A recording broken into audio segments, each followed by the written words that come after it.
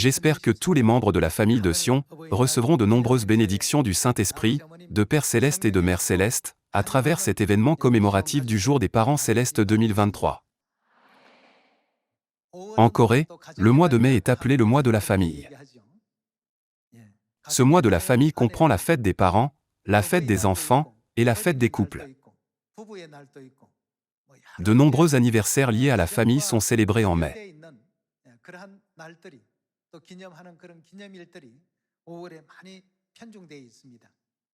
Parmi eux, il y a le Jour des Parents Célestes. C'est l'un des jours que tous les membres de la famille de Sion du monde entier ne doivent pas oublier.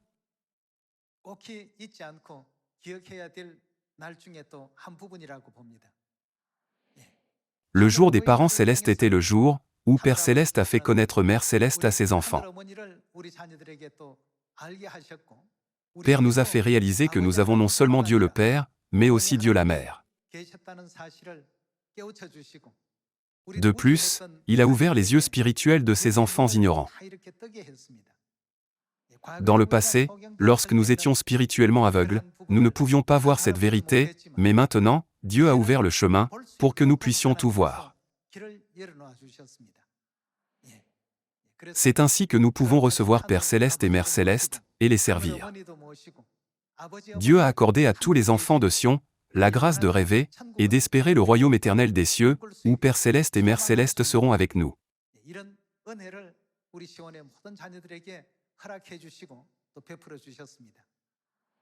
En mai, le mois de la famille, lorsque nous pensons à la relation entre parents et enfants, les enfants peuvent-ils exister sans parents? Non, ils ne peuvent jamais exister. C'est pourquoi le Christ est venu sur cette terre il y a 2000 ans, et nous a enseigné notre Père qui est aux cieux. De plus, dans la Bible, qui a été écrite par des gens poussés par le Saint-Esprit, il est écrit, « La Jérusalem d'en haut est libre, c'est notre mère ».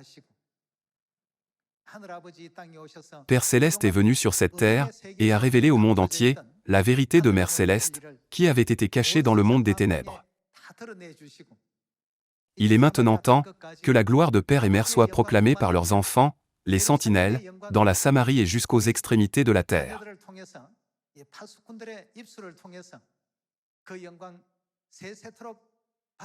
Par conséquent, Père nous a également éveillés au fait que nous devons devenir des fils et des filles qui manifestent la gloire de Jérusalem jour et nuit.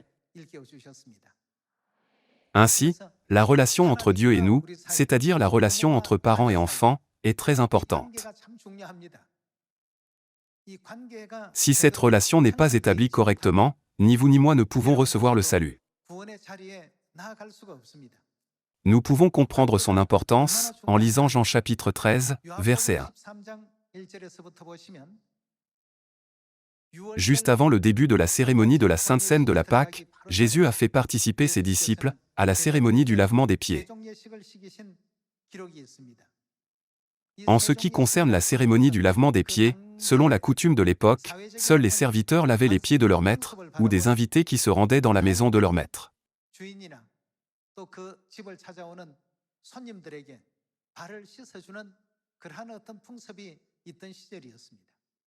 C'était quelque chose que seuls les serviteurs faisaient. Cependant, Jésus lui-même a lavé les pieds de ses disciples, ce qui a surpris Pierre. Il a vu cela physiquement, sans en comprendre la signification spirituelle. D'un point de vue social et coutumier, il n'était pas facile de comprendre ce que Jésus faisait. Ses disciples devraient lui laver les pieds. Il était donc inacceptable pour Pierre que Dieu, le Maître de toute l'humanité, lave les pieds des pécheurs.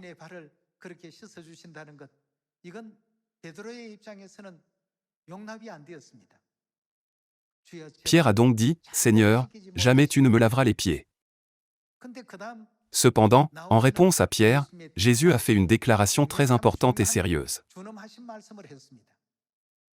Jésus a dit, « Si je ne te lave, tu n'auras point de part avec moi. » En d'autres termes, qu'arrivera-t-il à Pierre? Il n'aura aucune relation avec Jésus. Il y a une relation entre Dieu et nous, qui est celle entre parents et enfants. Cependant, Dieu a dit, « Si je ne te lave, tu n'auras point de part avec moi. » Cela signifie que nous n'avons aucune relation avec Dieu. C'est pourquoi Pierre a été surpris. Pierre savait mieux que quiconque, que s'il n'avait pas de relation avec Dieu, il finirait par être abandonné, et jeté dans le châtiment éternel.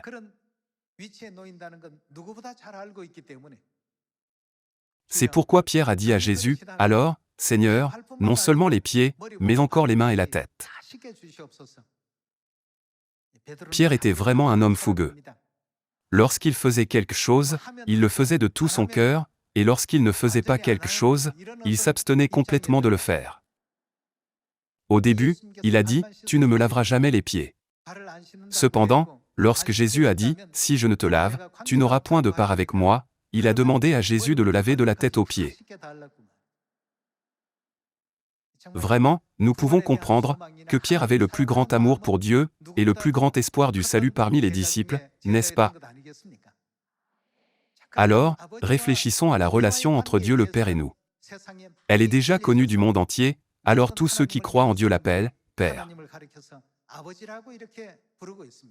Néanmoins, pouvons-nous être sauvés par cette seule relation? Non, nous ne le pouvons pas. Par quoi Dieu nous a-t-il fait connaître ce principe? Ne nous a-t-il pas fait comprendre ce principe par l'histoire de la famille d'Abraham? Éliézer, Ismaël et Isaac sont apparus dans l'histoire de la famille d'Abraham. Éliézer a-t-il reçu l'héritage? Dieu ne l'a-t-il pas rejeté en disant, « Cet homme ne sera pas ton héritier » ? Dieu a ajouté, « Un fils qui sortira de tes entrailles sera ton héritier. » Dieu a rejeté Éliézer comme héritier d'Abraham, parce qu'il n'avait aucune relation, ni avec le père ni avec la mère. Alors, puisqu'Abraham n'avait pas d'enfant, qu'a-t-il fait? Abraham était troublé en pensant, « Qui sera mon héritier ?» Dieu a clairement dit, « Un fils qui sortira de tes entrailles sera ton héritier. » Sarah était déjà très vieille, et ne pouvait pas avoir d'enfant, alors Abraham a engendré un fils nommé Ismaël, par l'intermédiaire d'Agar, qui était la servante de Sarah. Alors, quelle relation Ismaël avait-il avec Abraham? Avait-il une relation ou non? Ils avaient une relation parent-enfant. Cependant, quel était le problème? Dieu a dit à Abraham qu'Ismaël ne serait pas non plus son héritier. Dieu a rejeté Ismaël. Dieu avait clairement dit, « Un fils qui sortira de tes entrailles sera ton héritier. » Cependant, Dieu lui a dit qu'il y avait une autre condition qui devait être remplie.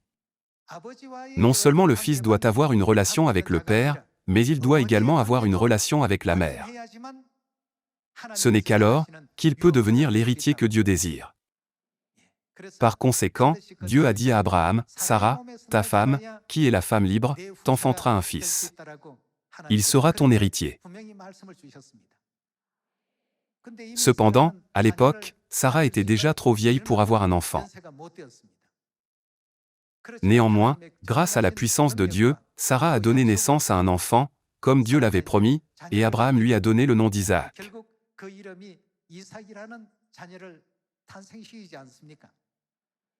Finalement, Isaac a été choisi pour recevoir tout l'héritage d'Abraham.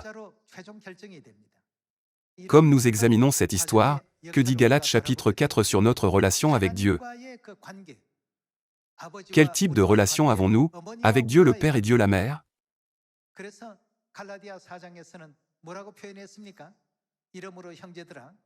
Pour vous, frères, comme Isaac, vous êtes enfants de la promesse. N'est-ce pas écrit dans la Bible? Dieu nous a tous marqués de son sceau en tant qu'enfants de la promesse. Nous sommes les enfants de Dieu le Père et de Dieu la Mère, qu'il cherche depuis si longtemps. Ne sommes-nous pas tous reconnus comme les enfants de la promesse, qui croient en Dieu le Père et en Dieu la Mère? Lorsque Jésus a dit à Pierre, « Tu n'as point de part avec moi. Je n'ai rien à voir avec toi », Pierre était très étonné. Qu'arrivera-t-il si Dieu nous dit également « Je n'ai rien à voir avec vous » ? Alors, tout notre espoir prendra fin, le pardon des péchés, le salut, et même le royaume des cieux. Nous ne pouvons rien attendre de tout cela. Cependant, notre Père est Dieu qui est libre, et notre Mère est Dieu qui est également libre. Ce n'est qu'en devenant les enfants de Dieu le Père et de Dieu la Mère, que toute l'humanité peut espérer le royaume des cieux, et imaginer la joie du salut éternel. N'est-ce pas vrai?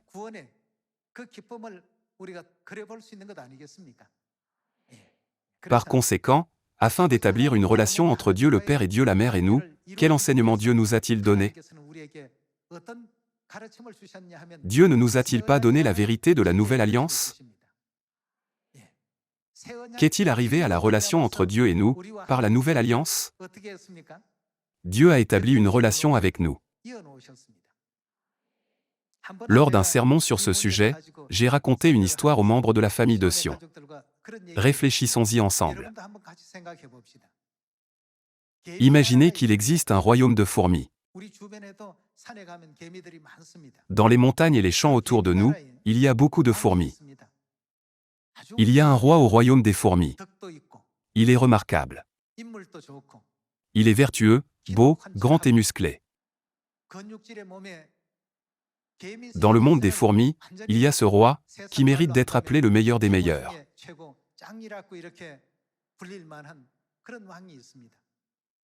Il est sage, et accorde de bonnes vertus à son peuple. Cependant, avons-nous une relation avec cette fourmi? Peu importe à quel point le roi des fourmis est beau ou remarquable, cela n'a rien à voir avec nous. Peut-être qu'au sens large, le royaume des fourmis pourrait avoir un effet sur nous, mais je ne pense pas que vous ayez le moindre intérêt pour les fourmis, ni même 1% de vos pensées à leur sujet.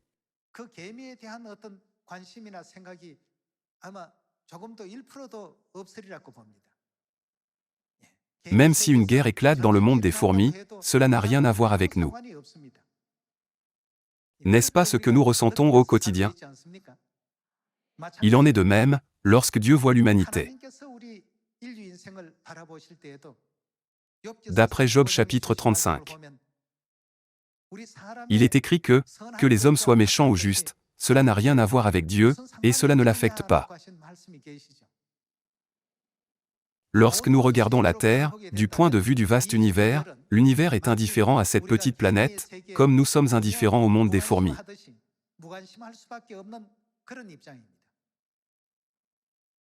Cependant, Dieu se préoccupe de cette petite planète. Père Céleste et Mère Céleste ont eu pitié des pécheurs, vivant dans cette ville de refuge, et n'ont pas hésité à se sacrifier. Ils font tous leurs efforts pour notre salut, depuis longtemps. En outre, qu'est-ce que Dieu a fait de notre relation avec lui? Dieu nous a fait avoir une part avec lui. Il a créé une relation entre lui et nous. Quel type de relation Dieu a-t-il créé? Dieu a dit, « Je serai pour vous un père, et vous serez pour moi des fils et des filles. » N'est-ce pas écrit dans 2 Corinthiens chapitre 6, verset 18? Une fois que nous avons cette relation avec Dieu, tout ce que nous ne pouvions même pas espérer, le pardon des péchés, le salut, la vie éternelle, et le royaume des cieux, est devenu réalité. Cependant, il y a celui qui est le facteur décisif pour tout cela. Rappelons-nous l'histoire de la famille d'Abraham. Puisqu'Abraham n'avait pas d'enfant, il a essayé de transmettre l'héritage à Eliezer. Cependant, Dieu l'a arrêté et a dit, « Cet homme ne sera pas ton héritier. » Eliezer n'a jamais été une mauvaise personne, ou un paresseux. Il était très fidèle. N'était-il pas un serviteur très fidèle, dans la famille d'Abraham? Néanmoins, quelle était la volonté de Dieu? Eliezer n'avait aucune relation avec le père, ou avec la mère. Aujourd'hui, si nous examinons de près l'histoire de la famille d'Abraham, nous pouvons comprendre pourquoi nous devons venir à Dieu Elohim, Dieu le Père et Dieu la Mère. Pourquoi Eliezer n'a-t-il pas pu devenir héritier? Il n'avait aucune relation avec le père ou la mère, pas même 1%. Qu'en est-il d'Ismaël? Il avait 50% de la relation. Il avait une relation du côté du père, mais qu'en est-il du côté de la mère? Sa mère n'était-elle pas une esclave, pas une femme libre? Cependant, quant à Isaac, son père et sa mère étaient complètement libres.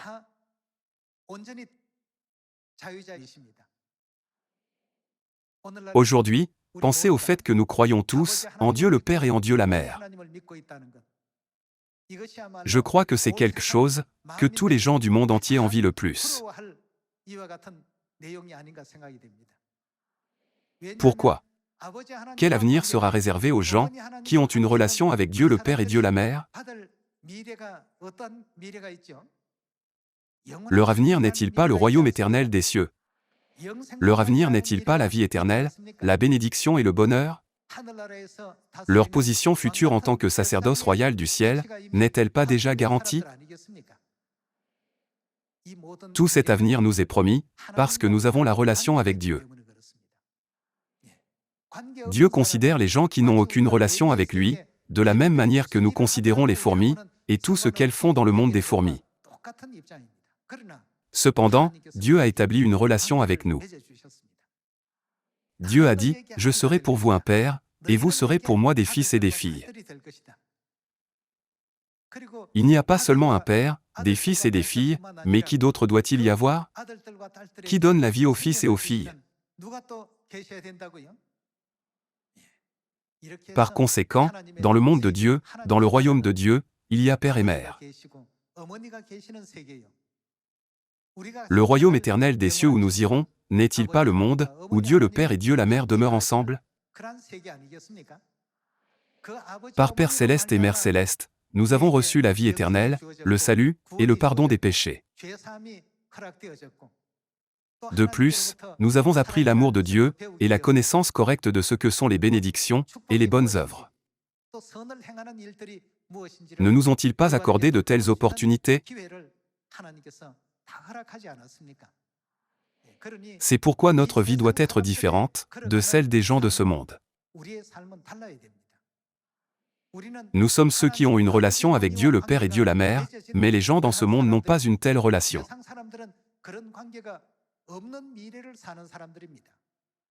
Ne devrions-nous donc pas être différents d'eux? Afin que les gens du monde comprennent correctement leur relation avec Père céleste et Mère céleste, nous prêchons l'Évangile, dans la Samarie et jusqu'aux extrémités de la terre, n'est-ce pas? Nous avons péché dans le ciel, et avons été chassés sur cette terre. Néanmoins, Père céleste et Mère céleste ne se sont pas détournés de nous, et ne nous ont pas abandonnés. Ils sont venus sur cette terre sous une humble forme humaine, pour nous conduire à la repentance. Lorsqu'ils sont venus sur cette terre, ils n'ont pas vécu une vie de respect et de gloire. Ils ont fait tous les travaux difficiles et subalternes que les autres ne voulaient pas faire. Ils ont attendu patiemment pendant si longtemps, jusqu'à ce qu'ils trouvent leurs enfants. Ils ont enduré tant d'années, jusqu'à ce que nous les réalisions et les reconnaissions correctement. Par conséquent, puisque nous avons maintenant une part avec Dieu, nous ne devons pas vivre comme les gens de ce monde. Ne devrions-nous pas ressembler à Père céleste et à Mère céleste, dans nos paroles, nos actes, notre attitude et nos pensées? Ouvrons Romains. Ouvrons Romains chapitre 15, verset 4.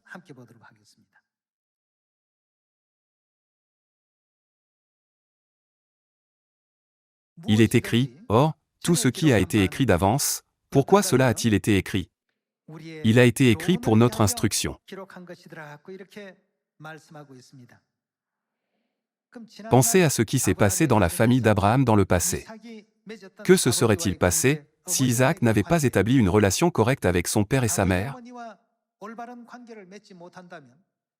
Bien qu'Ismaël ait eu un père et une mère, quel type de relation avait-il? Du point de vue du salut, il avait une mauvaise relation.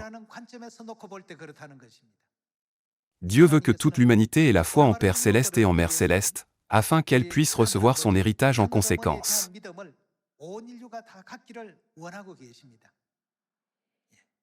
Ne devrions-nous donc pas prêcher cette vérité, dans la Samarie et jusqu'aux extrémités de la terre? Nous devons correctement comprendre les enseignements que nous pouvons tirer de l'histoire de la famille d'Abraham, dans le passé. Ce faisant, nous ne devons pas considérer le jour des parents célestes 2023, qui est célébré aujourd'hui, comme un jour ordinaire. Nous ne devons pas penser, aujourd'hui est simplement un événement pour le jour des parents célestes.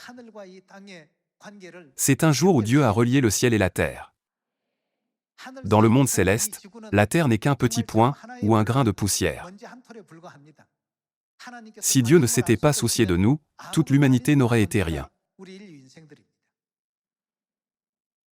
Cependant, Dieu a eu pitié de nous, a montré son intérêt pour nous, et a créé une relation avec nous, afin que nous puissions avoir une part avec lui. Rendons donc gloire, grâce et honneur, à Père Céleste et à Mère Céleste, non seulement en ce mois de mai, mais aussi au siècle des siècles.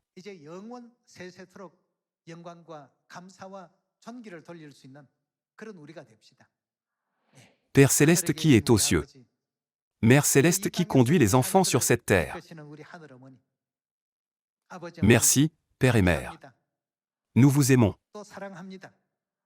Père et Mère, recevez la gloire et la louange éternelle, au siècle des siècles. Le cœur des enfants doit être rempli de telles paroles. Rendons-leur toujours gloire, grâce et honneur. Si Dieu dit « Je n'ai rien à voir avec vous », tout n'a pas de sens.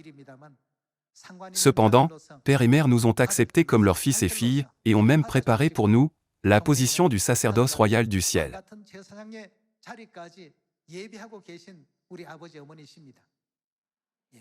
J'espère que tous les membres de la famille de Sion courront la course de la foi avec diligence, en pensant au royaume des cieux qui est très proche. N'oublions jamais de rendre chaque jour gloire, grâce et honneur à Père et Mère, d'avoir fait de nous leurs enfants. En espérant que vous avez reçu beaucoup de grâce, j'aimerais conclure le sermon d'aujourd'hui. Merci beaucoup. Que Dieu vous bénisse.